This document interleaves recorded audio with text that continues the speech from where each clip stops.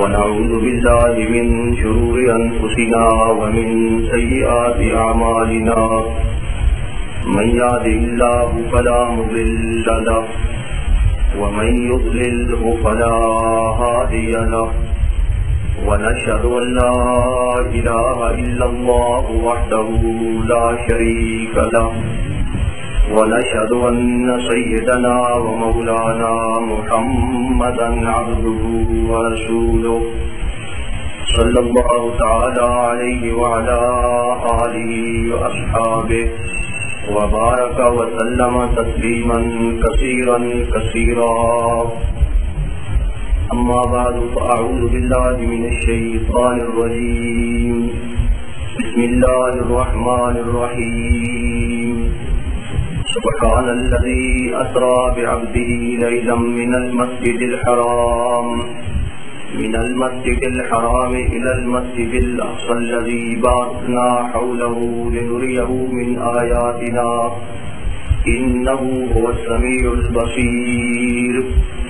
پاک ہے وہ ذات جو لے گیا اپنے بندے کو رات کے وقت مسجد حرام سے مسجد اقصی تک، جس کے ماحول کو ہم نے بابرکت بنا دیا تاکہ ہم اسے اپنی نشانیاں دکھلائیں. بے شک وہ اللہ تعالیٰ سننے والا دیکھنے والا ہے. سبحان ربک رب العزت عما یصفون وسلام علی المرسلین والحمد للہ رب العالمین. درود شریف پڑھیں.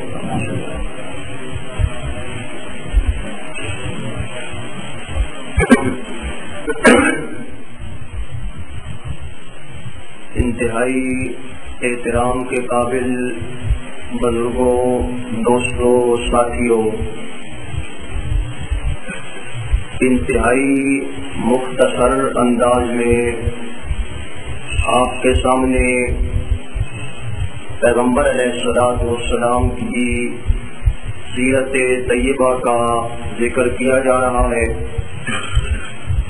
بحمد اللہ، بفضل اللہ، سیرت النبی صلی اللہ علیہ وسلم کے سلسلے کا آج یہ چھٹا درس ہے.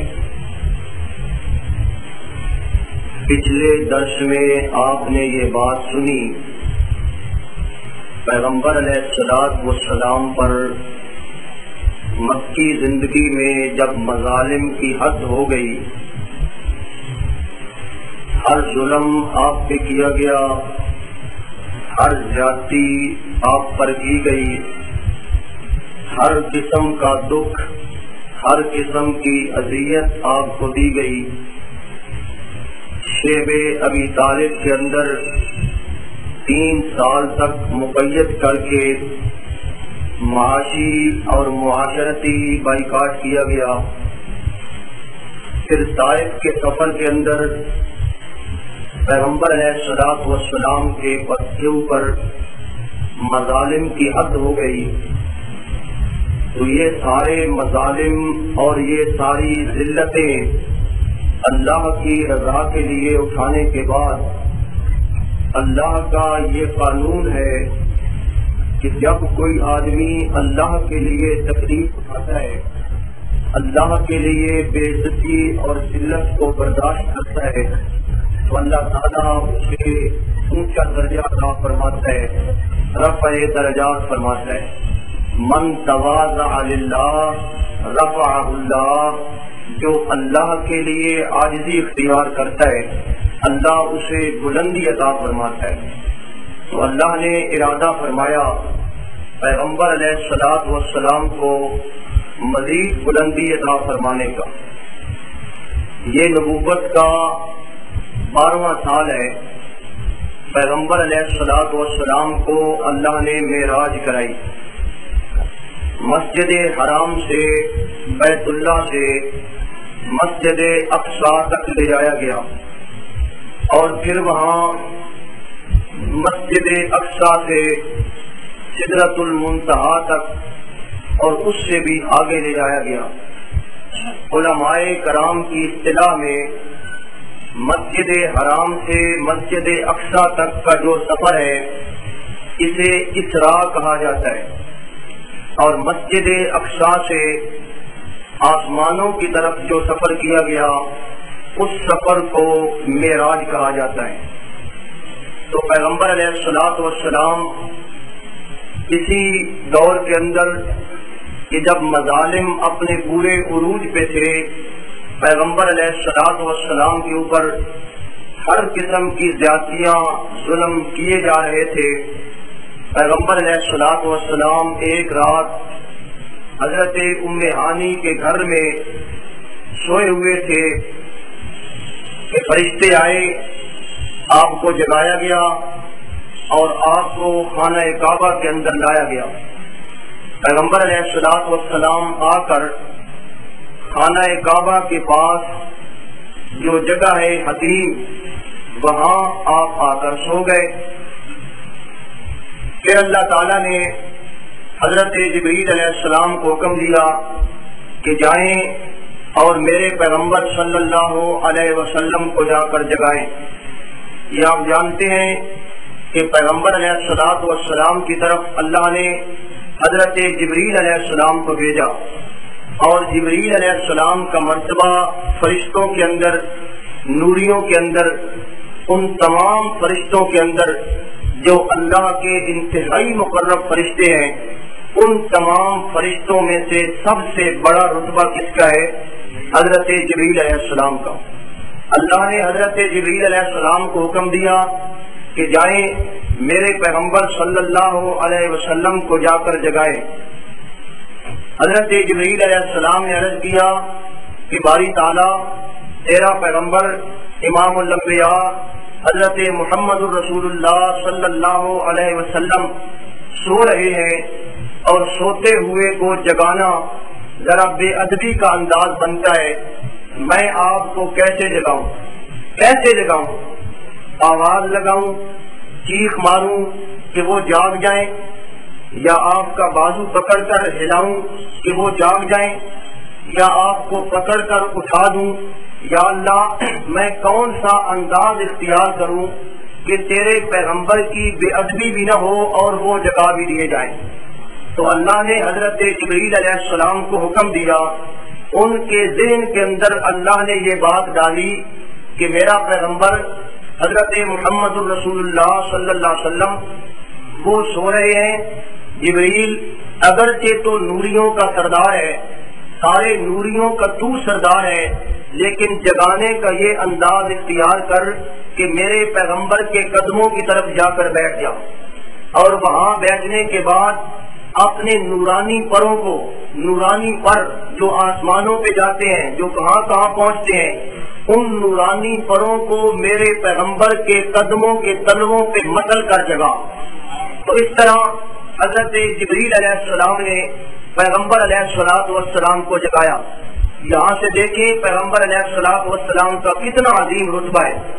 شیخ سعدی علیہ الرحمہ فارسی کے بہت بڑے شاعر ہوئے ہیں، وہ فرماتے ہیں کریم السجایا جمیل الشیم، کریم السجایا جمیل الشیم، نبی البرایا شفیع الامم، امام رسول پیشوائے سبیل، امین خدا محبت جبریل۔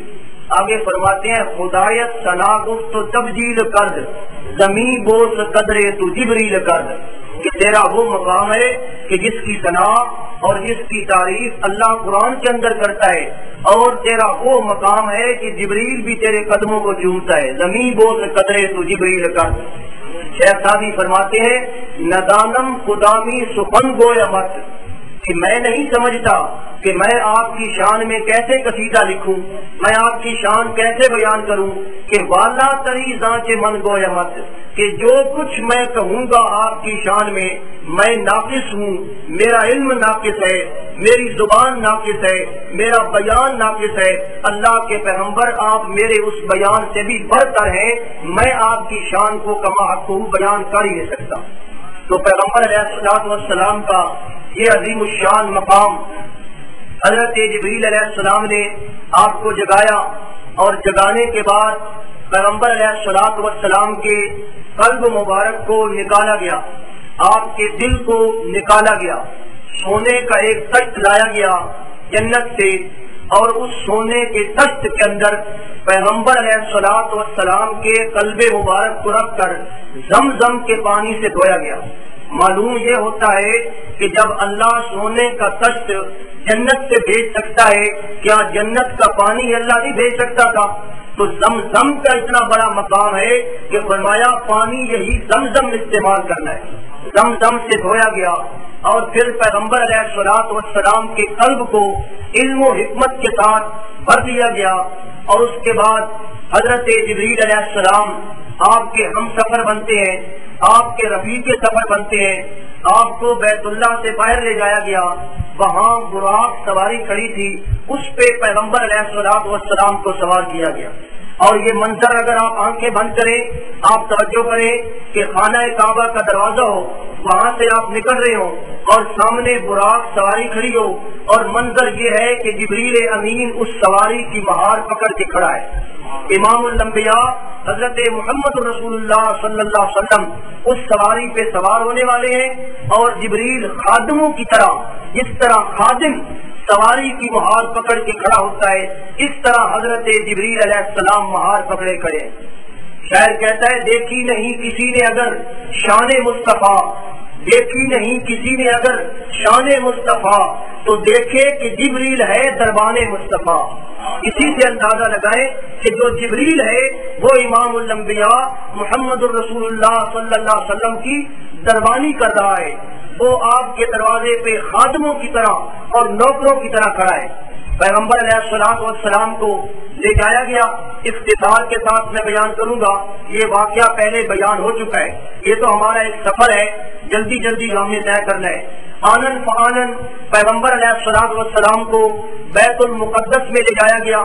وہاں جا کر پیغمبر علیہ الصلوۃ والسلام فرماتے ہیں کہ سواری کو اسی حلقے کے ساتھ باندھ دیا گیا جس حلقے کے ساتھ انبیاء کرام، بنی اسرائیل کے انبیاء کرام جس حلقے کے ساتھ، جس سوراخ کے ساتھ، جس کنڈے کے ساتھ وہ اپنی سواریوں کو باندھتے تھے، اسی طرح اسی حلقے کے ساتھ اس سواری کو بھی باندھ دیا گیا۔ پھر پیغمبر علیہ الصلوۃ والسلام مسجد اقصی کے اندر تشریف لے جاتے ہیں۔ وہاں جاتے ہیں تو کیا دیکھتے ہیں کہ وہاں لوگوں کا ایک ہجوم ہے، بڑی تعداد کے اندر لوگ وہاں جمع ہیں۔ پیغمبر علیہ الصلوۃ والسلام نے حضرت جبریل علیہ السلام سے سوال کیا کہ یہ نورانی شکلوں والے، یہ بڑے منور چہروں والے، یہ بڑے مقدس اور یہ بڑے پاکیزہ لوگ جو یہاں بیت المقدس کے اندر جمع ہیں، یہ کون ہیں؟ بتایا گیا کہ یہ وہ انبیاء کرام ہیں جن کے سروں پہ اللہ نے نبوت کا تاج رکھا۔ آدم علیہ السلام سے لے کر حضرت عیسیٰ علیہ السلام تک جتنے انبیاء آئے، جتنے رسول آئے، وہ تمام کے تمام بیت المقدس کے اندر صف بنا کر، قطار بنا کر اس طرح کھڑے ہیں جیسے آپ کا انتظار کر رہے ہیں۔ جیسے ہمارے یہاں بعض اوقات امام صاحب ذرا دیر سے آتے ہیں، ذرا لیٹ ہوتے ہیں، تو نمازی صف بنا کر بڑے انتظار میں کھڑے ہوتے ہیں کہ وہ آئیں اور جماعت کرائیں، اور ادھر ادھر دیکھ رہے ہوتے ہیں کہ بھائی کب وہ آنے والا آتا ہے۔ اسی طرح وہ انبیاء کرام انتظار میں تھے اور یہ مجھ سے سوچ رہے تھے کہ امامت کون کرائے، آج امام کون بنے گا۔ تو اس طرح انبیاء کرام کا وہ منظر بھی آپ ذہن میں رکھیں کہ کس طرح وہ صف بنائے کھڑے ہیں۔ شعر کہتا ہے ہما انبیاء جان سارے تہند، ہما انبیاء جان سارے تہند، مقیم قطار انتظار تہند۔ وہ سارے قطار بنا کر آپ کی انتظار میں کھڑے ہیں۔ تو بدر منیری ہما اخترند، میرے پیغمبر صلی اللہ علیہ وسلم آپ کی مثال ایسے ہے ان انبیاء کے درمیان جیسے وہ ستارے ہوں اور آپ 14ویں رات کا چاند ہو۔ تو بدر منیری ہما اخترند، تو سلطان ملکی ہما لشکرند۔ یا دوسری مثال، اگر وہ سارے کے سارے لشکری ہیں، اگر وہ سارے کے سارے فوجی اور سپاہی ہیں، تو آپ کی مثال ان کے اندر ایک بادشاہ کی بھی ہے، آپ بادشاہ کی مثال رکھتے ہیں۔ تو پیغمبر علیہ الصلوۃ والسلام وہاں جاتے ہیں۔ روایات میں یہ بات آتی ہے اذان دینے والے نے اذان دی اور اس کے بعد حضرت جبریل علیہ السلام نے پیغمبر علیہ الصلوۃ والسلام کو اشارہ کیا، آپ کو پکڑ کر اشارہ کیا کہ آپ تشریف لائیں اور آپ یہاں مصلی پہ کھڑے ہو کر ان تمام انبیاء کرام کو جماعت کرائیں۔ تو پیغمبر علیہ الصلوۃ والسلام ان تمام انبیاء کرام کو جماعت کراتے ہیں اور ان کے امام بنتے ہیں. وقدمت کا جمیع الانبیاء بها، علامہ وزیری لکھتے ہیں وقدمت کا جمیع الانبیاء بها والرسل تقدیم مقدوم علی قدمی. تمام انبیاء نے آپ کو آگے کر دیا، آپ کے مقتدی بن گئے اور آپ تمام انبیاء کے کیا بن گئے؟ مقتدا بن گئے. تو پیغمبر علیہ الصلوۃ والسلام کو اللہ نے یہ شرف عطا فرمایا کہ آپ امام الانبیاء بن گئے، نبیوں کے بھی امام بن گئے، نبیوں کے مقتدا بن گئے، نبیوں کے رہنما بن گئے. اور یہ شرف کیا خیال ہے آپ کا؟ خانہ کعبہ کے اندر حاصل نہیں ہو سکتا تھا؟ بیت المقدس کا رتبہ زیادہ ہے یا خانہ کعبہ کا؟ بولیے جی. خانہ کعبہ کا، مکہ مکرمہ کا، خانہ کعبہ کا رتبہ زیادہ ہے. تو کیا یہ شرف اگر امامت ہی کرانی تھی تو کیا اللہ ان پیغمبروں کو یہاں نہیں بلا سکتا تھا کہ ان کو یہاں لے آتا اور اپنے پیغمبر کو کہتا کہ آپ جماعت کرائیں؟ نہیں، آج اللہ نے یہ طریقہ اختیار نہیں کیا، یہ اللہ نے انداز اختیار نہیں کیا. کیوں کہ اگر میرا پیغمبر اپنے شہر میں، اپنے مکے کے اندر، اپنے بیت اللہ میں، اپنے گھر کے اندر اگر جماعت کرائے، ان کا امام بنے، میرے پیغمبر کا مقام واضح نہیں ہوگا. مقام تو تب واضح ہوگا جب میرا پیغمبر ایک راہ گزر کی حیثیت سے، ایک مسافر کی حیثیت سے ان کے قبلے میں جائے، وہ بنی اسرائیل کے قبلے میں، ان کے قبلے میں جائے، مرکز ان کا ہو اور انبیاء کرام سارے کے سارے جمع ہو اور امام بنے آخری پیغمبر امام الانبیاء حضرت محمد رسول اللہ صلی اللہ علیہ وسلم. مقام کا اظہار تب ہوگا، اپنے گھر میں جماعت کرانے سے وہ مقام ظاہر نہیں ہوتا. تو فرمایا آپ نے جماعت کرائی اور میں نے آپ کے سامنے عرض کیا تھا پہلے درس میں، وہ پہلا درس میرا وہ ملے گا انشاءاللہ آپ کو حافظ غلام رسول صاحب سے. تو آپ ساتھیوں کو سنائیں جو نہیں آتے درس سننے کے لیے، وہ لے کر آپ مفت بانٹیں. اگر اللہ تعالیٰ آپ کو توفیق عطا فرمائے پہلا اور دوسرا درس خاص طور پہ دیں کہ سیرت النبی کا سلسلہ جاری ہے. اس پہلے درس کے اندر میں نے آپ کے سامنے یہ بات رکھی تھی کہ اللہ نے تمام انبیاء کرام کو جمع کر کے یہ وعدہ لیا کہ میرا جب آخری پیغمبر آئے گا، ثم جاءکم رسول مصدق لما معکم لتؤمنن به ولتنصرن، کہ پھر تمہارے آنے کے بعد آخری رسول آئے گا، تم نے اس پیغمبر پہ ایمان بھی لانا ہے اور اس کی مدد بھی کرنی ہے. تو آج وہ وعدہ جو نبیوں سے لیا گیا، آج وہ وعدہ وفا ہو رہا ہے. آج وہ تمام انبیاء کرام آپ پہ ایمان بھی لا رہے ہیں اور آپ کے پیچھے نماز بھی پڑھ رہے ہیں. گویا کہ ان تمام انبیاء نے عملی طور پر آج اس وعدے کو وفا کر دیا، پورا کر دیا جو اللہ نے ان سے لیا تھا. لتؤمنن به ولتنصرن، میرے پیغمبر پہ ایمان لاؤ گے، مقتدا نہیں رہو گے، تم مقتدی بن جاؤ گے. تو آج یہ اپنے اپنے دور کے مقتدا ہیں، اپنی اپنی امتوں کے رہنما ہیں، لیکن آخری پیغمبر کے سامنے یہ کیا بن گئے؟ مقتدی بن گئے. تو آج وہ وعدہ بھی الحمدللہ پورا ہو گیا. اور اس کے بعد پیغمبر علیہ الصلوۃ والسلام کو ایک سنہری، ایک سونے کی سیڑھی کے ذریعے، نور کی ایک سیڑھی کے ذریعے پیغمبر علیہ الصلوۃ والسلام کو آسمانوں پہ لے جایا گیا. پہلے آسمان پہ آپ پہنچے، جبریل امین آپ کے ساتھ ہیں، آسمان کا دروازہ کھٹکھٹایا گیا. یہ آسمان کے دروازے بھی ہیں، ہمیں نظر آتے ہیں دروازے بھی نہیں نظر آتے، لیکن جب اللہ کے پیغمبر نے فرما دیا میرے اور آپ کے ایمان کا تقاضا ہے کہ ہم اس بات کو مان جائیں. پہلے آسمان کا دروازہ ہے، دروازہ کھٹکھٹایا گیا، اندر سے آواز آئی من دخل باب. دروازہ کون کھٹکھٹانے والا؟ پہرے دار ہیں. تو آواز دی گئی آنا جبریل، کہ میں جبریل ہوں. سوال کیا گیا من ماں کا، تیرے ساتھ کون ہے؟ فرمایا گیا، جواب دیا گیا مئی محمد صلی اللہ علیہ وسلم، میرے ساتھ آج وہ حیثیت ہے کہ جس جیسی حیثیت اللہ نے کائنات کے اندر پیدا ہی بنی. سوال کیا گیا کیا آپ کو آنے کی اجازت دی گئی؟ ہاں اجازت دی گئی. دروازہ کھولا گیا، پیغمبر علیہ الصلوۃ والسلام اس پہلے آسمان پہ جب تشریف لے جاتے ہیں تو پہلے آسمان پہ آپ کی ملاقات ہوتی ہے حضرت آدم علیہ السلام سے. آدم علیہ السلام ابو البشر حضرت آدم علیہ السلام, اور آدم علیہ السلام پیغمبر علیہ السلام کو مرحبا کہتے ہیں, آپ کا استقبال کرتے ہیں اور کہتے ہیں مرحبا بالابن الصالح والنبی الصالح, اے میرے اچھے بیٹے اور اے بہترین نبی, میں تجھے مرحبا کہتا ہوں. آدم علیہ السلام نے یہ کلمات ترغیب کہے, لمبی بات ہے. پھر اسی طرح دوسرے آسمان پہ آپ کو لے جایا گیا, دوسرے آسمان پہ حضرت عیسیٰ علیہ السلام کی ملاقات ہوتی ہے, وہ بھی مرحبا کہتے ہیں. پھر تیسرے آسمان پہ حضرت یوسف علیہ السلام کی ملاقات ہوتی ہے, وہ بھی کہتے ہیں مرحبا بالاخ الصالح, اے اچھے بھائی نیک بھائی, میں تمہیں مرحبا کہتا ہوں. اور یہی وہ موقع ہے, پیغمبر علیہ السلام فرماتے ہیں کہ میں نے حضرت یوسف علیہ السلام کا حسن دیکھا, میں حیران رہ گیا. قد اوتي شطر الحسن, انہیں تو کائنات کا آدھا حسن دیا گیا. حضرت یوسف علیہ السلام کی ملاقات ہوئی. چوتھے آسمان پہ حضرت ادریس علیہ السلام کی ملاقات ہوئی, انہوں نے بھی مرحبا کہا. پانچویں آسمان پہ حضرت ہارون علیہ السلام کی ملاقات ہوئی, انہوں نے بھی مرحبا کہا. چھٹے آسمان پہ حضرت موسیٰ علیہ السلام کی ملاقات ہوئی, انہوں نے بھی اسی طرح مرحبا کہا. اور ساتویں آسمان پہ جد الانبیاء حضرت ابراہیم خلیل اللہ علیہ السلام, ان کی ملاقات ہوتی ہے اور وہ بھی فرماتے ہیں مرحبا بالابن الصالح والنبی الصالح, اے میرے نیک بیٹے, اے میرے اچھے بیٹے, میں تجھے مرحبا کہتا ہوں, میں تجھے خوش آمدید کہتا ہوں. تو یہ پیغمبروں کی ملاقات جہاں بیت المقدس میں بھی کرائی گئی, آپ کو دکھلائے گئے پیغمبر, یہ پیغمبر یہاں بھی موجود تھے کیونکہ بیت المقدس میں موجود تھے نا.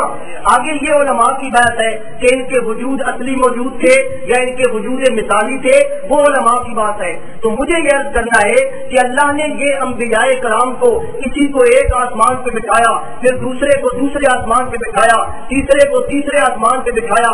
یہ نظام اللہ نے کیوں اپنایا؟ یہ اس لیے اپنایا کہ آج میرا آخری پیغمبر امام الانبیاء محمد رسول اللہ صلی اللہ علیہ وسلم آسمانوں پہ تشریف لا رہے ہیں. اللہ نے نبیوں کی ڈیوٹیاں لگا دی کہ تم آسمانوں کے دروازے پہ کھڑے ہو جاؤ, جب میرا پیغمبر وہاں سے گزرے تو ان کو مرحبا کہو اور ان کو خوش آمدید کہو. جیسے ہمارے ہاں کوئی مثبت مہمان آنے والا ہو, ہم قطار بنا کر کھڑے ہوتے ہیں, پھول نچھاور کرتے ہیں, مرحبا کہتے ہیں, مسافہ کرتے ہیں, خوش آمدید کرتے ہیں. اسی طرح اللہ نے نبیوں کی ڈیوٹی لگائی گئی کہ تم سارے میرے آخری پیغمبر کو کیا کہو؟ مرحبا کہو. پیغمبر علیہ السلام انبیاء سے ملاقات کرنے کے بعد پھر آگے چلے جاتے ہیں. نبیوں کا سلسلہ ختم ہو گیا بیت المعمور تک, آگے نبی کوئی نہیں. لیکن پیغمبر علیہ السلام کو حضرت جبریل علیہ السلام نے عرض کیا کہ اوپر جانا ہے. پیغمبر علیہ السلام مزید اوپر چلے گئے. پتہ نہیں کتنے فاصلے طے کرنے کے بعد وہ مقام آ گیا جسے سدرۃ المنتہا کہا جاتا ہے, جو ایک درخت ہے انتہائی اللہ کے قرب میں وہ درخت ہے, اور بڑے بڑے اس کے پتے ہیں. اس کو نام دیا گیا بیری کا درخت, حالانکہ یہ بیری کا درخت وہ نہیں ہے, نام یہ ہے. تو وہاں اللہ کے پیغمبر صلی اللہ علیہ وسلم نے فرمایا میں نے دیکھا وہاں نور کی طرح, نور کی جس طرح یہ تمے ہوتے ہیں, اس درخت کے اوپر اللہ کے فرشتے وہ سارے کے سارے بیٹھے ہیں. وہاں تک مجھے لے جایا گیا. اور پھر بلکہ وہاں بھی بات نہیں کی گئی. پیغمبر علیہ السلام کو جبریل امین نے عرض کیا کہ ابھی آپ نے اور آگے اوپر جانا ہے, لیکن حضرت جبریل علیہ السلام رک گئے, کھڑے ہو گئے. پیغمبر علیہ السلام نے حضرت جبریل علیہ السلام سے سوال کیا کہ جبریل زمین سے چلے ہو, مکے سے چلے ہو, بیت المقدس تک میرے ساتھ آئے ہو, پھر وہاں سے چلے ہو, آگے کیوں نہیں چلتے؟ آگے میرے ساتھ آؤ نا, جہاں تک جانا ہے سنگت اختیار کرو. پیغمبر علیہ السلام فرماتے ہیں تو در دوست تھی مخلصم یافتی انانم سے صحبت کے رات آفتی.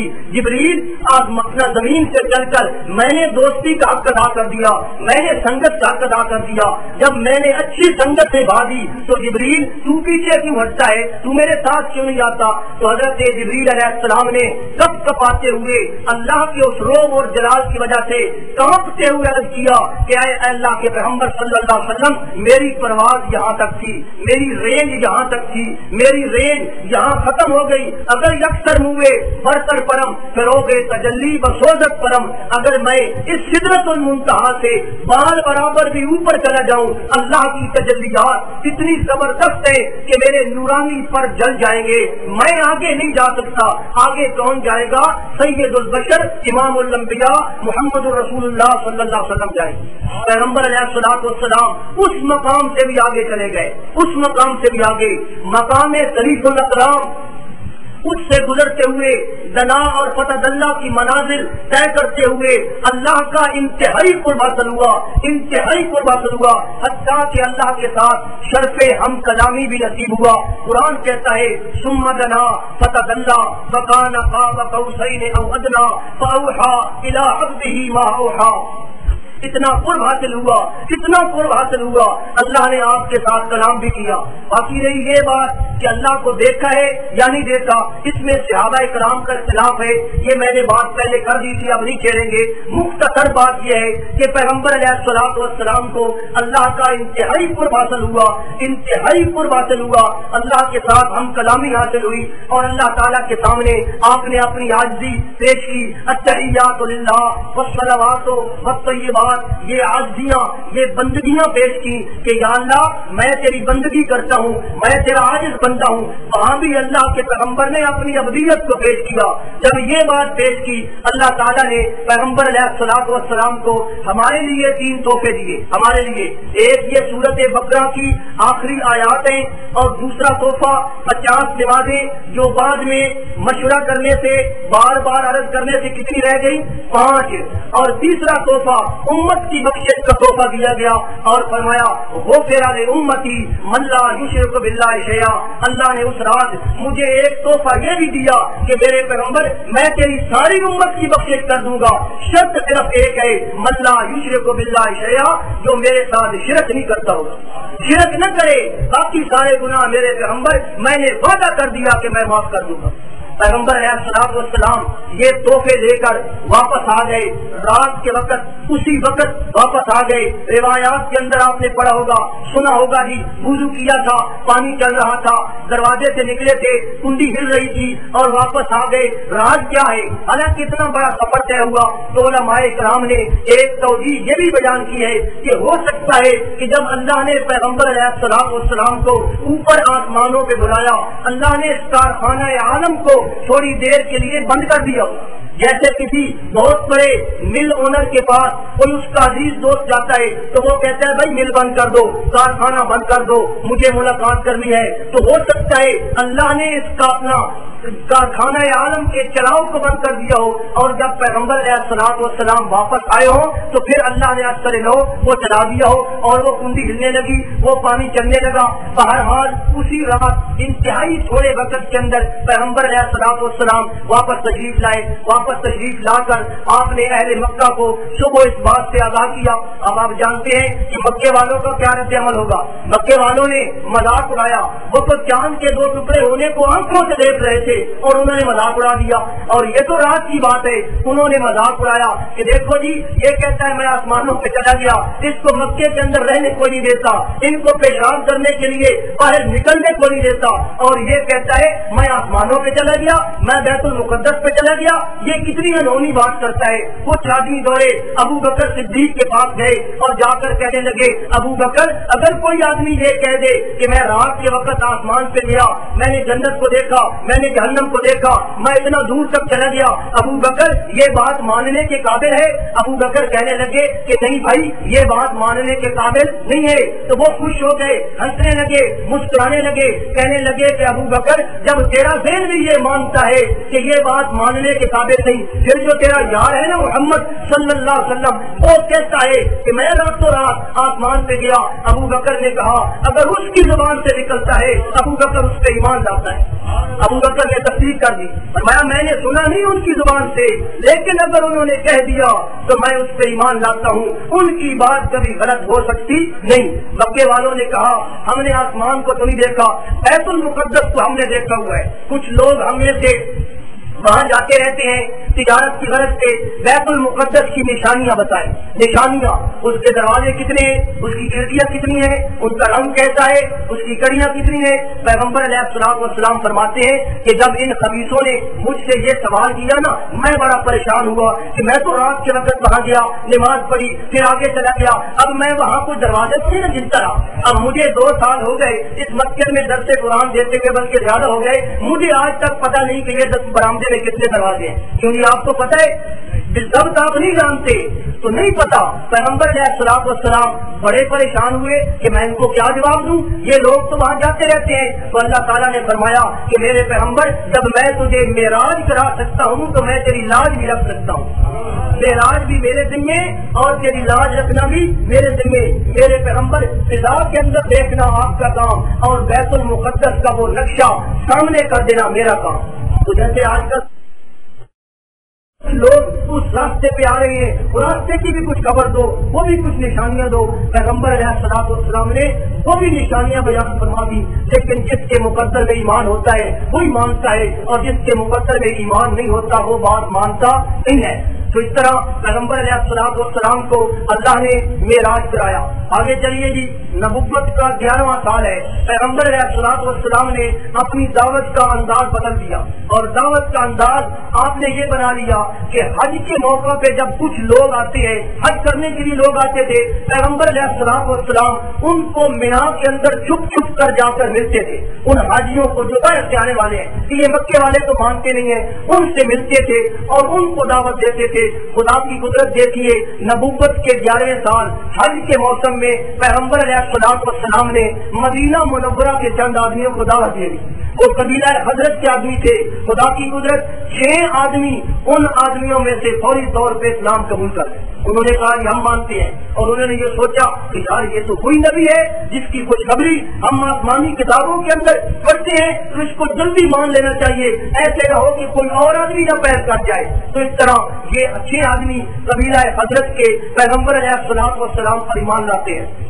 پھر اگلا سال آ گیا، نبوت کا 12واں سال، نبوت کے 12ویں سال اسی طرح پھر حج کا موسم آیا، پھر پیغمبر علیہ الصلوۃ والسلام لوگوں کو دعوت دیتے ہیں، تو وہاں پیغمبر علیہ الصلوۃ والسلام نے پھر دعوت دی، اور اس دفعہ پیغمبر علیہ الصلوۃ والسلام پر مدینہ منورہ کے یثرب کے 12 آدمی ایمان لاتے ہیں۔ 12 آدمی ایمان بھی لاتے ہیں اور وہاں گھاٹی کے اندر پہاڑوں کے اندر چھپ کر آپ کی بیعت بھی کرتے ہیں۔ تو اس بیعت کو کیا کہا جاتا ہے؟ بیعت عقبہ اولا، یعنی عقبہ پہاڑ کی گھاٹی میں بیٹھ کر یہ کی جانے والی پہلی بیعت ہے۔ اس طرح مدینہ منورہ کے کچھ آدمی مسلمان ہو جاتے ہیں۔ پیغمبر علیہ الصلوۃ والسلام نے ان کے ساتھ ان کی تعلیم کا انتظام کر دیا۔ حضرت مصعب ابن عمیر، وہ جو شہزادہ تھا جس کا میں نے ذکر کیا، اس کی ڈیوٹی آپ نے لگا دی کہ تم نے مدینہ منورہ جانا ہے، لوگوں کو دعوت دینی ہے، قرآن پڑھانا ہے، قرآن سمجھانا ہے، یہ سارے اصول بتانے ہیں۔ حضرت مصعب ابن عمیر کو بھی بھیج دیا، اور نابینا صحابی حضرت عبداللہ ابن ام مکتوم کو بھی ان کے ساتھ بھیج دیا۔ اس طرح یہ لوگ مدینہ منورہ چلے گئے۔ اگلا سال جب آیا، نبوت کا 13واں سال، یہ کون سا سال ہے؟ نبوت کا 13واں سال، آخری سال ہے مکے کا۔ اگلا سال جب آیا تو حضرت مصعب ابن عمیر حج کرنے کے لیے آئے، چھپتے چھپاتے یہ بھی مینا میں پہنچ گئے، اور آج حضرت مصعب ابن عمیر کے ساتھ مدینہ منورہ کے 75 آدمی موجود تھے، ایمان لانے والے 73 مرد اور 2 عورتیں۔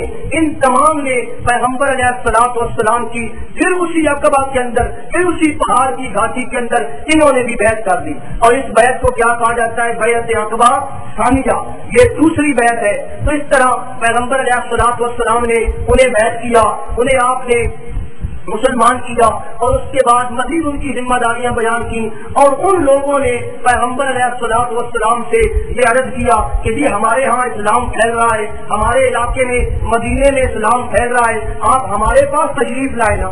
پیغمبر علیہ الصلوۃ والسلام نے کچھ رضامندی کا اظہار کیا کہ ٹھیک ہے بھائی، سوچیں گے، پروگرام بنائیں گے۔ بہرحال ان لوگوں نے پیغمبر علیہ الصلوۃ والسلام کی بیعت کر لی. پیغمبر علیہ الصلوۃ والسلام نے اس کے بعد خوابوں کے اندر یہ بات دیکھی. جس طرح نبوت کی ابتدا ہوئی نا وہ بہترین خوابوں سے، اسی طرح ہجرت کی ابتدا بھی کس سے ہو رہی ہے؟ خوابوں سے. پیغمبر علیہ الصلوۃ والسلام کو خواب کے اندر یہ مدینہ منورہ کا نقشہ دکھایا گیا کہ اس طرف آپ نے ہجرت کرنی ہے. تو اس طرح پیغمبر علیہ الصلوۃ والسلام نے صحابہ کرام کو اجازت دے دی، حکم دے دیا کہ یثرب کی طرف، مدینہ منورہ کی طرف جو صحابہ ہجرت کرنا چاہیں وہ ہجرت کر کے چلے جائے. تو اس طرح صحابہ کرام نے نبوت کے 13ویں سال مدینہ منورہ کی طرف ہجرت کرنا شروع کر دی. اب یہاں سے ہجرت شروع ہو رہی ہے. صحابہ کرام ہجرت کر کے جا رہے ہیں. اکا دکا آدمی، جس طرح کسی کا دعوت چلتا ہے، جس طرح کسی کا بس چلتا ہے، جس طرح کسی کو موقع ملتا ہے، صحابہ کرام مدینہ منورہ جا رہے ہیں. جب قریش کو یہ پتا چلا تو اب تو یہ لوگ مدینے کی طرف جا رہے ہیں، یہ لوگ نکل رہے ہیں. قریش نے پہلے سے بھی زیادہ مظالم کرنا شروع کر دیے اور آج قریش نے یہ سوچا کہ ان کے بارے میں حتمی فیصلہ کیا جائے، آخری فیصلہ کیا جائے. بھائی آج میٹنگ ہونی ہے دارالندوہ میں، 10 بجے سب نے جمع ہونا ہے، وہاں مشورہ کرنا ہے. کہیں یہ بھی نہ ہو کہ محمد صلی اللہ علیہ وسلم بھی ہمارے ہاتھوں سے بچ کر نکل جائیں اور مدینہ منورہ چلے جائیں. بھائی آج مشورہ ہونا ہے. تو مشورہ ہوا. اسی مشورے کے اندر میں نے چوتھے درس میں آپ کو بتایا تھا کہ شیطان بھی آیا. یہ نجد کے ایک اپنا بزرگ کی حیثیت سے آیا اور وہاں قریش مکہ کے اندر یہ بھی داخل ہو گیا. وہاں مشورہ ہوتا رہا کیا کیا جائے جی، کیا کیا جائے. تو بالآخر مشورے کے اندر پاس یہ ہوا کہ اس پیغمبر کا خاتمہ ہی کر دیا جائے، نعوذ باللہ انہیں قتل کر دیا جائے. نہ رہے بانس نہ بجے بانسری، یہ ساری باتیں انہوں نے مشورے کے اندر طے کی. بہرحال مشورہ یہ ہوا انہیں قتل کر دیا جائے. اب قتل کون کرے جی؟ جو آدمی قتل کرے گا وہ تو پھنسے گا. تو مشورہ یہ ہوا کہ بھائی ایک آدمی قتل نہ کرے، ہر قبیلے کے آدمی مل کر قتل کرے تاکہ کوئی ان کا بدلہ لینے کی طاقت بھی نہ رکھے. تو یہ مشورہ ہو رہا تھا. صبح 10 بجے یہ مشورہ ہوا، انہوں نے پاس کیا اور پاس یہ کیا کہ بھائی اس کام کو زیادہ ڈھیل نہیں دینی، یہ ہمارا راز لیک نہ ہو جائے. بڑی رازداری کے ساتھ مشورہ ہوا اور یہ پاس ہوا کہ یہ کام آج ہی رات طے کر دیا جائے، آج رات ہی یہ کام کر دیا جائے، آج قتل کر دینا ہے، بس یہ مسئلہ ہی ختم ہو جائے. لیکن ابھی سورج نہیں ڈھلا تھا.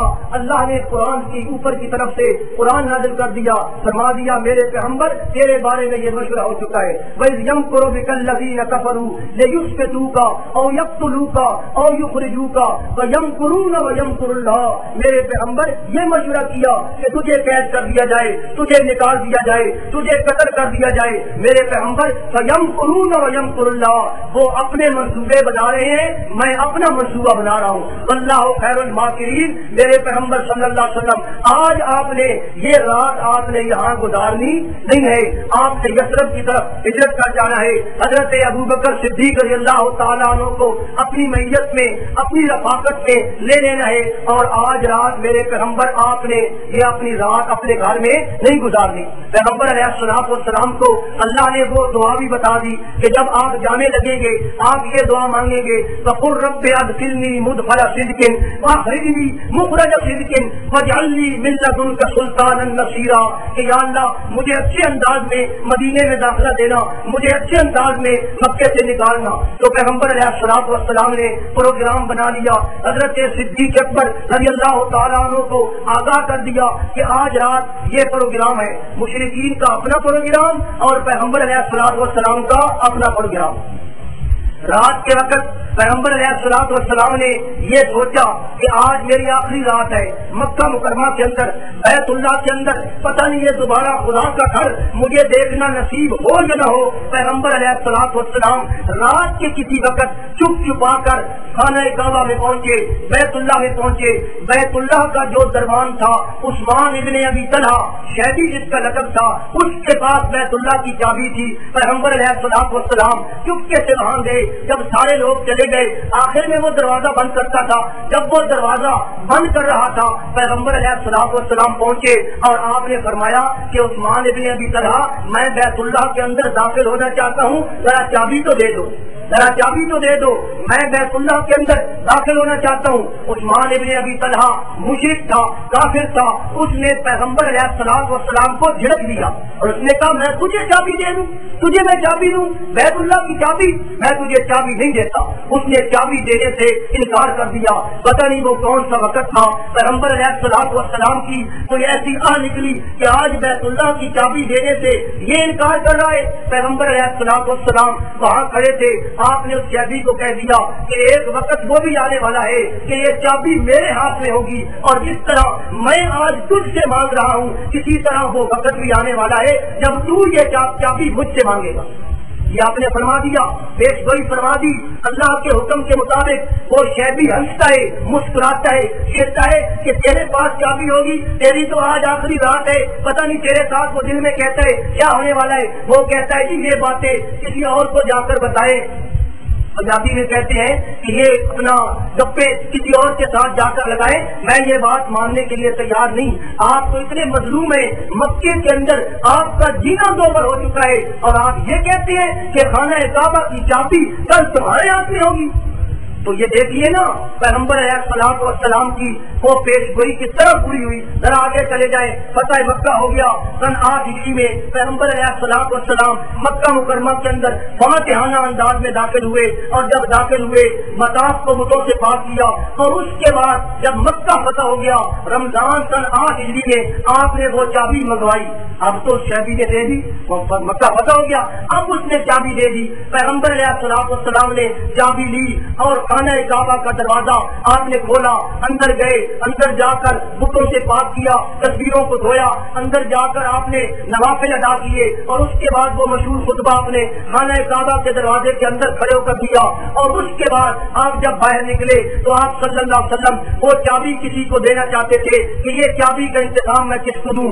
بڑے بڑے صحابہ آگے ہوئے کہ یا رسول اللہ صلی اللہ علیہ وسلم یہ شرف ہمیں حاصل ہونا چاہیے کہ یہ چابی ہمیں مل جائے. اور اس مجمع کے اندر یہ عثمان ابن ابی طلحہ بھی آگے ہو گیا، یہ کہنے لگا جی چابی مجھے دینی چاہیے. اسی طرح ہاتھ پھیلائے کھڑا ہے جس طرح آج سے 8 سال پہلے اللہ کے پیغمبر نے سے کہا تھا.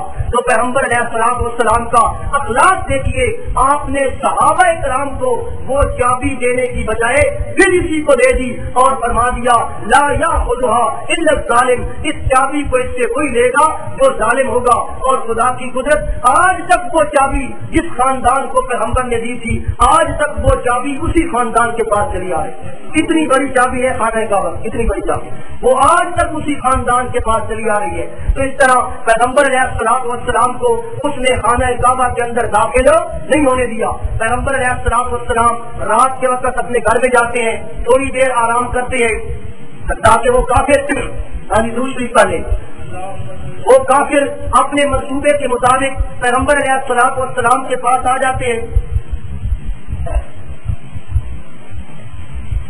اور آپ کے گھر کا گھیرا ڈال لیتے ہیں. وہ سارے کھڑے ہو گئے، گھیرا ڈال لیا، تلواریں ان کے پاس ہیں اور وہ وہاں کھڑے ہیں، انتظار کر رہے ہیں کہ جب تھوڑی دیر گزرے گی ہم ان کو قتل کر دیں گے. پیغمبر علیہ الصلوۃ والسلام گھر کے اندر موجود ہیں اور ان کی آوازیں آپ سن رہے ہیں. ان کی آوازیں جو باہر کھڑے ہیں نا ان کی آوازیں سن رہے ہیں. بعض اوقات وہ دیوار کو اوپر سے دیکھتے بھی ہیں کہ اندر موجود ہیں. تو وہ ابو جہل جو تھا نا یہ بات کر رہا تھا ہنس ہنس کر، مسکرا کر آہستہ آہستہ بات کر رہا تھا. دیکھو جی یہ کہتا ہے جو میرے اوپر ایمان لائے گا وہ کیسر و کسرا کے خزانے پائے گا. آج دیکھتے ہیں نا خزانے جس کو ملتے ہیں، آج اس کو ہم نے قتل کر دینا ہے، یہ پروگرام ہے. تو اس طرح یہ لوگ کھڑے تھے. پیغمبر علیہ الصلوۃ والسلام نے حضرت علی رضی اللہ تعالیٰ عنہ کو بلوایا اور حضرت علی رضی اللہ تعالیٰ عنہ کا یہ بجا طور پر بہت بڑا شرف حاصل ہے. ہم اس کو مانتے ہیں اور سرحدوں پہ مانتے ہیں. اس خطرے کے اندر حضرت علی کا اس چارپائی پہ سو جانا یہ بہت بڑے کمال اور شرف کی بات ہے. سبز چادر لے کر پیغمبر علیہ الصلوۃ والسلام کی اور وہ امانتیں لے کر جو کفار کو آپ نے دینا تھی حضرت علی وہاں سو گئے. پیغمبر علیہ الصلوۃ والسلام ایک کنکری مٹھی کنکریوں کی لیتے ہیں اور باہر نکلتے ہیں اور ان کافروں پہ وہ کنکریاں پھینکتے ہوئے آپ فرماتے ہیں وَجَعَلْنَا مِن بَيْنِ أَيْدِيهِمْ سَدًّا وَمِنْ خَلْفِهِمْ سَدًّا فَأَغْشَيْنَاهُمْ فَهُمْ لَا يُبْصِرُونَ. اللہ تعالیٰ نے ان تمام کافروں کی آنکھوں کو وقتی طور پہ کچھ اس طرح بند کر دیا، کچھ اندھا کر دیا کہ پیغمبر علیہ الصلوۃ والسلام ان کے درمیان سے نکل کر چلے بھی گئے. صدیق اکبر رضی اللہ تعالیٰ عنہ کو ساتھ لے لیا، ان کے گھر میں پہنچ گئے اور اور صدیق اکبر اپنے گھر کی پچھلی کھڑکی سے نکل کر یہ لوگ جو ہے یہ اپنے سفر پہ آدمی سفر ہوئے. حضرت صدیق اکبر فرماتے ہیں کہ رات کا وقت تھا جب ہم جا رہے تھے, جب ہم ایک پہاڑی پہ چڑھے وہاں سے بیت اللہ نظر آتا تھا اور وہاں سے ہمیں یقین تھا کہ جب ہم نے ادھر کو مڑنا ہے اب اس کے بعد بیت اللہ نظر نہیں آنا. پیغمبر علیہ الصلوۃ والسلام نے بیت اللہ کی طرف رات کے وقت منہ کر لیا اور آپ کی آنکھوں سے آنسو جاری ہو گئے اور آپ بیت اللہ کو خطاب کر کے کہتے ہیں واللہ انک لخیر عبد اللہ, اے مکہ کی زمین آج میں تجھے الوداع کر رہا ہوں, آج میں تجھے چھوڑ کر اللہ کی رضا کے لیے اللہ کے دین کے لیے جا رہا ہوں. اے بیت اللہ میں آج تجھے الوداع کر رہا ہوں. وَحَبُّ أَرْضٍ إِلَى اللَّهِ, کائنات کے اندر اللہ کے نزدیک سب سے زیادہ محبوب زمین تو ہے. فَلَوْلَا إِنِّي أُخْرِجْتُ, اگر مجھے یہاں سے نکالا نہ جاتا مَا خَرَجْتُ مل کے مکے کی سرزمین, میرا تیرے ساتھ اتنا گہرا تعلق اور اتنا گہرا رشتہ ہے کہ میں کبھی یہاں سے نکلنے کی امید یہ نکلنے کا پروگرام نہ بناتا. تو بہرحال پیغمبر علیہ الصلوۃ والسلام رو رو کر یہ دعائیں مانگتے ہوئے وہاں سے روانہ ہوتے ہیں. رات کے وقت ہی یہ لوگ غار ثور کے اندر پہنچ گئے اور غار ثور آپ جانتے ہیں کتنی بڑی اونچی جگہ ہے, کس طرح وہاں پہنچے ہوں گے. حاجی لوگ جو جاتے ہیں ان سے پوچھئے نا کتنے بڑا مشقت کا کام ہے. ہم جوان تھے, 25 سال میری عمر تھی, 26 سال میری عمر تھی, میں غار ثور پہ چڑھنے کی ضرورت نہیں کر سکا. کتنی بڑا وہ مشکل سفر ہے, اتنا بڑا مشکل سفر. حضرت صدیق اکبر رضی اللہ تعالیٰ عنہ نے پیغمبر علیہ الصلوۃ والسلام کو اپنے مونڈوں پہ اٹھا لیا. مونڈوں پہ اٹھا کر حضرت صدیق اکبر نے پیغمبر علیہ الصلوۃ والسلام کو غار ثور کے اندر پہنچا دیا. اسی لیے تو حملہ حیدری ایک مصنف ہے جس کا تعلق اس گروپ سے ہے جو گروپ صدیق اکبر کو نہیں مانتا, اور وہ حملہ حیدری والا لکھتا ہے نبی بردرے خانہ اش کیوں رسید, نبی بردرے خانہ اش کیوں رسید, ندائے سفر بگوشت در کشید, کہ نبی پاک صلی اللہ علیہ وسلم جب ابو بکر کے گھر میں گئے اس کے کان میں آپ نے سفر کی وہ آواز لگائی کہ سفر کرنا ہے. یوں رفتند چندے بدامان دشت خدو میں فلک سائے مجروح گشت, کہ جب یہ تھوڑی دیر چلے تو پیغمبر علیہ الصلوۃ والسلام کے جو پاؤں تھے وہ زخمی ہو گئے. ابو بکر زانگا بدوشش در گرفت بلے جی حدیثت جائے شگفت, اس وقت ابو بکر نے آپ کو اپنے کندھوں پہ سوار کر لیا. اور یہ شاعر کہتا ہے کہ یہ بڑی حیرانی کی بات ہے کہ در کش چنا قوت آمد قدیر کے بارے نبوت توانت کشیر, کہ اس بوڑھے ابو بکر کے اندر اتنی طاقت پتہ نہیں کہاں سے آ گئی کہ اس نے نبوت کو اٹھا لیا اور وہ اٹھا کر غار ثور کے اندر پہنچ گیا. ابو بکر کے لیے یہ بھی بہت بڑا اونچا مقام ہے, بڑا اونچا مقام ہے. حضرت علی کے پاس امانتیں تھیں, نہیں امانتیں, کس کی امانتیں تھیں؟ کافروں کی امانتیں علی کے سپرد, اور خدا کی امانت کس کے سپرد؟ ابو بکر کے سپرد. بولیے گا جی خدا کی امانت کس کے سپرد؟ ابو بکر کے سپرد. ابو بکر صدیق رضی اللہ تعالیٰ عنہ نے یہ سنگت سے بھائی غار ثور کے اندر 3 رات تک انہوں نے قیام کیا. کھانا ابو بکر کے گھر سے آتا رہا, خبریں وہاں سے پہنچتی رہی. وہ لمبا واقعہ ہے غار ثور کا, کس طرح آپ غار ثور کے اندر گئے اور کس طرح وہ دشمن آ گئے اور کس طرح اللہ کے پیغمبر نے فرمایا لا تحزن ان اللہ معنا. ابو بکر گھبرانے کی ضرورت نہیں ہے, اللہ ہمارے ساتھ ہے, میرے ساتھ بھی ہے, تیرے ساتھ بھی ہے, میرے ساتھ بھی اور تیرے ساتھ بھی ہے. تو اس طرح حضرت صدیق اکبر رضی اللہ تعالیٰ عنہ نے وہ سنگت سے بھائی, اور وہاں وہ سانپ کے زہر والا واقعہ بھی ہے, بڑے لمبے واقعات ہیں. بہرحال کافروں نے پیغمبر علیہ الصلوۃ والسلام کو تلاش کیا, تلاش کرنے کے باوجود آپ نہ ملے, وہ بڑے پریشان ہوئے. بہرحال انہوں نے ایک بہت بڑا انعام رکھ دیا کہ یہ ہمارے اشتہاری ملزم ہیں, ان کو پکڑنے کا انعام ہے 200 اونٹ. انہوں نے انعام رکھ دیا کہ جو ان کو پکڑے گا یا ان کے بارے میں بتائے گا اسے 200 اونٹ ملیں گے. تو بہت سارے لوگ جو ہیں وہ اس طرح آپ کو تلاش کرنے کے لیے نکل کھڑے ہوئے. یہاں غار ثور سے نکلنے کے بعد وہ واقعہ پیش آیا جو میں آپ کو بتا چکا ہوں. وہ کون سا واقعہ؟ معبد والا واقعہ. وہاں آپ گئے, اس سے کھانا مانگا, موزے پہ ڈال ہوا, بکری کا دودھ دوہا, خود پیا, دوسروں کو پلایا, اور اس طرح پیغمبر علیہ الصلوۃ والسلام آگے سفر پہ روان روائے. آپ کے ساتھ ایک اور آدمی بھی تھا, اور وہ کافر تھا آدمی. اس کو پیغمبر علیہ الصلوۃ والسلام نے اس لیے اپنے ساتھ لیا ہوا تھا کہ وہ بحری ساحلی راستہ جانتا تھا, सैली रास्ता जानता था, उसको साथ लिया हुआ था। सैली रास्ते, समुंदर के रास्ते, मारूफ रास्ते से हटकर आप सफर कर रहे हैं और इस तरह सफर करते करते अचानक क्या वाक़या होता है कि सुराका इब्न मालिक मक्के का एक बहुत बड़ा बहादुर जानवर अपना आदमी है, बहुत बड़ा बहादुर आदमी है, पहलवान आदमी है, वो अपने घोड़े पे सवार है, पैगंबर अलैहिस्सलाम के वो अपना तलाश में निकला हुआ है और वो पैगंबर अलैहिस्सलाम के सामने आ जाता है। अब ये वाक़या बन गया, सुराका ने देख लिया कि यही तो है जिन्हें मैं तलाश कर रहा हूँ। तलवार उसके हाथ में थी, अब कोई देर तो लगनी नहीं थी। पैगंबर अलैहिस्सलाम पैदल है और उसके पास घोड़ा है, सवारी है, तलवार है, वो तलवार का वार भी कर सकता है। लेकिन जब उसने वार करना चाहा, अल्लाह ने उसके घोड़े के दोनों पांव जमीन के अंदर धंसा दिए, घोड़े को ब्रेकें लग गई और वो बमुश्किल घोड़ा गिर गया।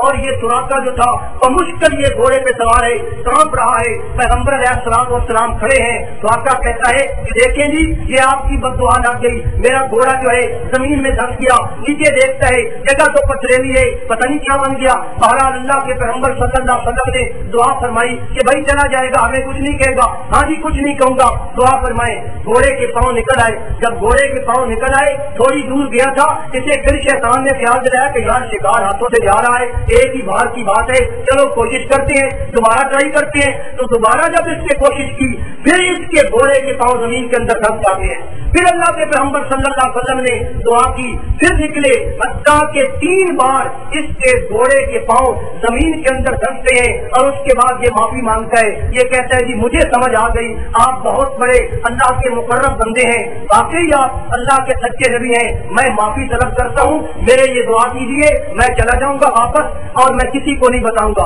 पैगंबर अलैहिस्सलाम ने फरमाया, हम तुझसे और कुछ नहीं मांगते, यही कहते हैं कि किसी और को तूने हमारे बारे में बताना नहीं है, इसलिए कहा मैं नहीं बताऊंगा, आप दुआ करें। तो इस तरह पैगंबर अलैहिस्सलाम ने दुआ की और इसका घोड़ा जो है वो जमीन से निकल आया। और जब ये जा रहा था, जाने लगा, बाकायदा इसने अमाननामा लिखवाया कि कल को अगर आपकी बादशाही हो जाए, कल आप मक्के पे बादशाह बन जाए, मुझे अमाननामा लिख दे।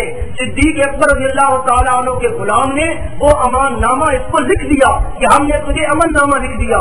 ये तारीख से लिखवा ली। और जब ये जाने लगा ना, पैगंबर अलैहिस्सलाम ने बड़े अजीब अंदाज से इसको देखा और फरमाया कि यहाँ सुराका कैसा देखा इदाल लबिस्ता सवारी किसरा, कि सुराका वो मंजर भी बड़ा अजीब होगा जब तेरे हाथों के अंदर किसरा के कंगन होंगे। किसरा बादशाह, बहुत बड़ी अजीम सल्तनत, सुपर पावर, दुनिया की सुपर पावर, ईरान का वो बादशाह। और अल्लाह के पैगंबर क्या फरमाते हैं, तेरे हाथों में किसरा के कंगन होंगे। सुराका बड़ा हैरान हुआ कि हालत आपकी अपनी ये है कि आप अपने शहर को जोड़ रहे हैं, प्रदेश के आलम में, मुसाफिरी की हालत में, आपके नाम पे इश्तिहार लगा हुआ है और आपको दहशतगर्द शुमार करके आपका इनाम रखा गया है, लोग आपको कत्ल करने के दर पे है, आप प्रदेश में जा रहे हैं और मुझे कहते हैं कि कल को ये भी इतना फैलेगा कि किसरा की बादशाही भी खत्म हो जाएगी और किसरा के कंगन मैं बद्दू के हाथ में होंगे। वो बड़ा हैरान है, मैं कहाँ बद्दू हूँ, मेरी क्या हैसियत है, मेरे हाथ में वो कंगन कैसे आ सकते हैं। बहरहाल ये खामोश हो गया। इसके ज़मीर ने ये बात कही कि होगा तो ये जरूर, लेकिन देर मानता नहीं कि ये कैसे हो सकता है, इतना बड़ा वो बादशाह है। लेकिन देखिए अल्लाह ने वो दिन भी सुराका को दिखाया पैगंबर अलैहिस्सलाम की पेशगोई के मुताबिक। ये जो आपकी पेशगोइयाँ हैं, ये आपने अपने तौर पर फरमाई या अल्लाह के बताने पे फरमाई? अल्लाह के बताने पे फरमाई, सारा मसला हल हो गया। तो वक्त गुजरता गया, पैगंबर अलैहिस्सलाम के मदीना मुनव्वरा के अंदर 10 साल गुजर गए, जंगें हो गई, फतह मक्का हो गया, पैगंबर अलैहिस्सलाम वफात पा गए, सिद्दीक अकबर रज़ियल्लाहु तआला अन्हु का दौर आया, वो भी गुजर गया, हत्ता कि हजरत उमर रज़ियल्लाहु तआला अन्हु का दौर आया। तो उनके दौर के अंदर ये ईरान फतह होता है और उस ईरान को फतह करने वाली फौज के अंदर सुराका भी एक मुसलमान की हैसियत से उस फौज के अंदर शामिल है। वो सारा खजाना, ईरान का वो सारा खजाना मस्जिद नबी के अंदर लाकर डाल दिया गया। हदीस की किताबों में आता है इतना बड़ा उस खजाने का ढेर था कि अगर एक आदमी एक तरफ खड़ा होता है, दूसरी तरफ से वो आदमी नजर नहीं आता। और वो कोई रोटियां नहीं थी, कोई और चीज नहीं थी, वो सोने का खजाना था। सोना, जवाहरात, یہ چیزیں تھی، اتنا بڑا ڈھیر لگا ہوا ہے۔ حضرت عمر رضی اللہ تعالیٰ عنہ نے سوچا کہ بھائی یہ خزانہ میرا تو ہے نہیں، یہ خزانہ تو ان غازیوں کو تقسیم کرنا ہے جو جنگ کے اندر شریف تھے۔ حضرت عمر رضی اللہ تعالیٰ عنہ نے فرمایا کہ بھائی میں بیٹھتا ہوں، اندازے سے ایک ایک غازی، ایک ایک مجاہد میرے پاس آتا جائے اور میں اس کو یہ خزانہ تقسیم کرتا جاؤں گا۔ خدا کی قدرت، صحابہ کرام کی لائن لگی ہوئی ہے، قطار لگی ہوئی ہے، ایک آدمی آتا ہے اور وہ آ کر حضرت عمر اس کو خزانہ اندازے سے دیتے ہیں کہ بھائی یہ چیز لے لے، یہ چیز لے لے، چلو بھائی تو چلا جا، چل بھائی دوسرا آ جائے، تیسرا آ جائے۔ تو اس طرح مسجد نبوی کے اندر یہ خزانہ تقسیم ہو رہا ہے اور اس لائن کے اندر یہ سراقہ بھی لگا ہوا ہے۔ خدا کی قدرت، ادھر سراقہ کی باری آ گئی اور ادھر حضرت عمر کے ہاتھوں میں کس طرح کے کنگن آ گئے، ان کا ہاتھ ان کنگنوں پہ پڑ گیا۔ جب آپ نے وہ کنگن اٹھائے نا، مسکرائے اور کہنے لگے کہ سراقہ تیری قسمت میں یہ کس طرح کے کنگن آ گئے، بڑا مبارک ہے تم۔ سراقہ کی آنکھوں سے آنسو جاری ہو گئے، فاروق اعظم حیران ہو گئے، سراقہ تجھے کس طرح کے کنگن مل رہے ہیں، تو روتا کیوں ہے، رونے کی کیا وجہ ہے، کنگن تم نے لے لیے، روتا کس لیے؟ سراقہ کہتا ہے روتا اس لیے ہوں کہ جس نے مجھے خوشخبری دی تھی آج وہ زندہ نہیں ہے، آج وہ ہوتا تو وہ اپنی آنکھوں سے دیکھتا کہ آج یہ کنگن باقی مجھے مل گئے ہیں۔ مجھے امام الانبیاء محمد رسول اللہ صلی اللہ علیہ وسلم نے یہ خوشخبری دی تھی اور میں روتا اس لیے ہوں کہ آج وہ خوشخبری پوری ہو گئی، لیکن میرا پیغمبر اس خوشخبری کو دیکھ نہیں رہا، خوشی کی وجہ سے روتا ہوں۔ جب حضرت عمر نے یہ بات سنی نا سراقہ سے، حدیث کے اندر یہ بات آتی ہے حضرت عمر کی آنکھوں میں بھی آنسو آ گئے۔ فرمایا سراقہ پھر ایسے نہیں، پھر ایسے نہیں، جب میرے پیغمبر نے خوشخبری دی ہے تو اس طرح نہیں، یہ کنگن تو اپنے ہاتھوں میں ڈال، میرے سامنے اپنے ہاتھوں میں ڈال۔ مسجد نبوی کا وہ سٹیج، وہ ممبر لایا گیا، سراقہ کو ممبر کے اوپر حضرت عمر نے بٹھایا اور کنگن اس کے ہاتھوں میں ڈال کر فرمایا سراقہ اپنے ہاتھوں کو فضا کے اندر لہرا کر دکھا دے کہ میرے نبی نے جو فرمایا سچ فرمایا، میرے نبی نے سچ فرمایا، میرے نبی کی ہر بات کی کیا ہو رہی ہے، تصدیق ہو رہی ہے۔ تو سراقہ نے وہ کنگن مسجد نبوی کے ممبر کے اوپر بیٹھ کر صحابہ کرام کو دکھا دیے۔ تو اس طرح پیغمبر علیہ الصلوۃ والسلام سفر کرتے کراتے کہاں پہنچ گئے جی؟ مدینہ منورہ کی طرف رواں دوائیں۔ یہ سراقہ واپس آ گیا۔ اس سراقہ کے بارے میں جب پتہ چلا نا ابو جہل کو، بعد میں یہ بات تو ٹھیک ہو گئی کہ سراقہ نے دیکھ لیا تھا کہ اس نے مارا نہیں، پکڑا نہیں، یہ بات ہوئی۔ ابو جہل نے بڑا تانا مارا، ابو جہل نے کہا یار بڑا بزدل آدمی ہے، شکار تیرے ہاتھوں سے نکل گیا، تم نے یہ کیا کیا؟ جب اس نے تانا مارا نا تو سراقہ نے جواب دیا، کیا جواب دیا؟ شیروں کے اندر جواب ہے، وہ کہتا ہے ابا اللہ ہے لو كنت شاہدا لامر جواب کی حين تصيب قبائله۔ اے ابو جہل تو مجھے تانے دیتا ہے، کاش کہ تم وہ منظر دیکھتا جب میرے گھوڑے کے پاؤں زمین کے اندر دھس گئے تھے۔ علمت ولم تشك بان محمدا نبی ببرهان فمن ذا يقاومه۔ ابو جہل جب تو وہ منظر دیکھتا نا تجھے پتہ چل جاتا کہ محمد رسول اللہ صلی اللہ علیہ وسلم واقعی خدا کے سچے نبی ہیں اور آپ اللہ کے سچے نبی ہیں اور آپ دلائل لے کر آئے ہیں، تجھے یقین ہو جاتا۔ اس نے یہ ساری بات بتائی کہ میرے ساتھ تو یہ ہوا۔ بہرحال پیغمبر علیہ الصلوۃ والسلام وہاں سے چلتے ہیں، راستے کے اندر بریدہ اسلمی وہ بھی آپ کی تلاش میں نکلے ہوئے تھے، وہ 70 سواروں کے ساتھ تھے۔ تو پیغمبر علیہ الصلوۃ والسلام کی وہ اپنا خوش قسمتی دیکھیے کہ یہ بریدہ بھی پیغمبر علیہ الصلوۃ والسلام پر ایمان لاتے ہیں۔ تو اس طرح پیغمبر علیہ الصلوۃ والسلام سفر کرتے کراتے بالآخر نبوت کے 14 سال، نبوت کا 14واں سال، ربیع الاول کی 8 تاریخ سوموار کا دن ہے۔ پیغمبر علیہ الصلوۃ والسلام آج قباء کے اندر آپ کا عروج مقصود ہو رہا ہے، قباء کے اندر پہنچ گئے، قباء کے اندر رہے۔ قباء ایک بستی ہے، آپ جانتے ہیں مدینہ منورہ سے 3 میل دور مسجد قباء، وہاں آپ نے قیام کیا، مسجد قباء کی آپ نے بنیاد رکھی اور بنیاد رکھنے کے بعد پیغمبر علیہ الصلوۃ والسلام چند دن رہنے کے بعد وہاں سے پھر چلے اور مدینہ منورہ کی طرف چل پڑے۔ اور وہ قباء والی مسجد وہ مسجد ہے جس کے بارے میں قرآن نے کہہ دیا لمسجد اسست علی التقوى من اول یوم احق ان تقوم فیہ رجال یحبون ان یتطہروا واللہ یحب المطہرین۔ تو بہرحال پیغمبر علیہ الصلوۃ والسلام قباء کی مسجد کو اس کی بنیاد رکھتے ہوئے 4-5 دن، بعد میں زیادہ دن بھی بیان کیے، بہرحال پھر آپ مدینہ منورہ کی طرف روانہ ہوئے۔ راستے میں آپ نے جمعہ ادا کیا اور وہاں آج آج مسجد جمعہ آج اس راستے کے اندر موجود ہے. اور اس طرح پیغمبر علیہ الصلوۃ والسلام مدینہ منورہ کے اندر آپ کا ورود مسعود ہو رہا ہے. آپ مدینہ منورہ کے اندر داخل ہو رہے ہیں اور مدینہ منورہ کی بچیاں پیغمبر علیہ الصلوۃ والسلام کو دیکھ کر وہ ترانہ گا رہی ہیں. طلع البدر علینا من ثنیات الوداع وجب الشکر علینا ما دعا للہ داعی ایھا المبعوث یہ تفینا بالامر المطاع یہ تشرفت المدینہ مرحبا یا خیر داعی. وہ بچیاں پیغمبر علیہ الصلوۃ والسلام کی تعریف کر رہی ہیں اور کہہ رہی ہیں کہ ہمیں تو ہمارے ماں باپ نے بتایا تھا کہ مکے سے ایک آدمی آ رہا ہے, ایک انسان آ رہا ہے. ہم تو سمجھی تھی عام سا آدمی ہوگا, عام سا انسان ہوگا, لیکن دیکھنے پہ پتا چلا کہ یہ عام سا آدمی نہیں ہے. طلع البدر علینا یہ تو چودھری رات کا چاند ہمارے اوپر شروع کر گیا. اس طرح مدینہ منورہ کی بچیوں نے پیغمبر علیہ الصلوۃ والسلام کا استقبال کیا. نحن جوار من بنی نجاری یا حفظا محمدا من جاری. تو اس طرح پیغمبر علیہ الصلوۃ والسلام کا استقبال کیا گیا. حفیظ جلندری کہتا ہے در و دیوار استادہ ہوئے تعظیم کی خاطر, توجہ کرے, در و دیوار استادہ ہوئے تعظیم کی خاطر, زمین و آسمان جھک گئے تسلیم کی خاطر. اور کچھ ننھی بچیاں تھیں دف بجاتی تھیں, رسول پاک کی طرف اشارے کر کے کھاتی تھی. مسلمان بیویاں گھروں کی چھتوں پہ جمع ہو کر نظروں سے چومتی تھی. دامان عصمت پیغمبر نبوت کی سواری کس طرف سے ہو کے جاتی تھی, درود و ناز کے نغمات کی آواز آتی تھی. تو اس طرح پیغمبر علیہ الصلوۃ والسلام مدینہ منورہ میں وارد ہوتے ہیں. انصار نے آپ کا استقبال کس انداز میں کیا, آپ کہاں رہے, کہاں قیام کیا, وہاں قیام آپ نے کیوں کیا, اونٹنی آپ کی کہاں رکی, کیوں رکی, انشاءاللہ یہ آئندہ رکھ کریں گے.